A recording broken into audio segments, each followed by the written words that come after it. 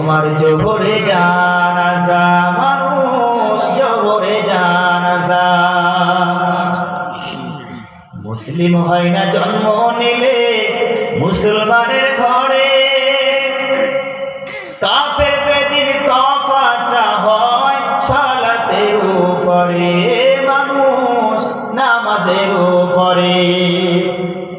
মুসলিম হয় না জন্ম নিলে মুসলমানের ঘরে, কাফের বেদিন তফাতটা হয় নামাজের উপরে, মানুষ সালাতের উপরে।